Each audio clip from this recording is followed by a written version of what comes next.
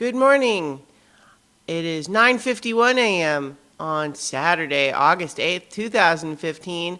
I'm Christiana Ellis, and I just got up. This is 5 more minutes. So let me think. What's good to talk about today? Well, one thing is that yesterday I finished the audiobook of Alive by Scott Sigler, his latest novel, and a little bit of a change of pace for him. It is much more in the vein of YA sci-fi thrillers, a la Hunger Games and Maze Runner and those sorts of stories. It is very much in that vein, and there's some stuff in it where the good old Sigler adds his touches, and oh God, that sounds awful. I didn't mean that in the way that those with a dirty mind might assume. Basically, what I mean is that the story very much feels like something in that subgenre, but it also has some of the Sigler flavor that I've come to appreciate from his many other books. And the basic premise is that we have a 12-year-old girl, wakes up in what seems to be a coffin, and she is restrained and in a dark little box and has to fight her way out. When she successfully does so, she discovers she is not alone. There are many other of these boxes and many other people inside, and she is in some mysterious place, and parts of her memory are gone. What's going on? Well, that would be telling, of course. So I won't get into more of the plot, but that's the basic premise, and I'll say that I enjoyed it quite a bit.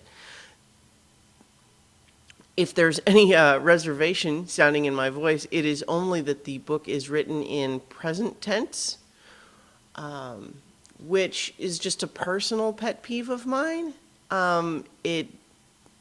Present tense bugs me in a way that I'm not fully able to put my finger on, but it just kind of is a little distracting for me personally. And it didn't especially bother me in this case. It was well written enough. It's just that I nonetheless wished that it was not in present tense. And if you don't know what I mean by present tense, I just mean instead, the narration, instead of saying, I did this, and then I said that, and then we did this, it was, I'm saying this, and we're doing this, and they're saying this, and as though it's all happening with immediacy. And I don't know, it's just a stylistic thing that's not my favorite. I still really liked the story despite that, and there might be a lot of people for whom that does not bother them at all, and then bonus points for them. So I recommend it, especially if you're into the subgenre of, YA thrillers. It is definitely a departure from Scott Sigler's work like Nocturnal or Ancestor and those sorts of books. And even though the GFL series also has some qualities that are a bit like YA, this is a lot more like Hunger Games and those types of books, and tonally speaking. And, so I liked it. Recommended if that's your thing. Last night, I also went to see an improv show.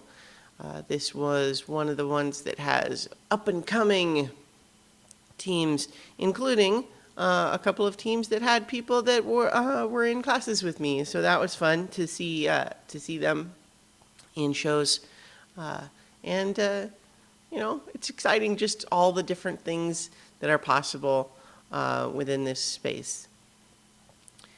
I'm trying to think what else did I do yesterday?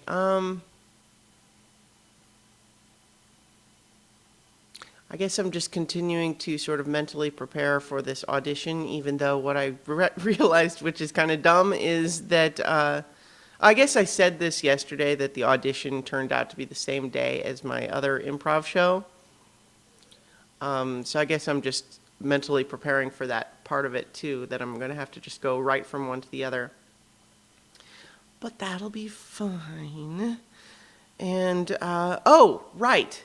The one other thing that I wanted to mention is that this week's episode of Pseudopod, number 450, was narrated by yours truly. The story is called The Horse Lord, and it's a very creepy, evil spirit sort of story.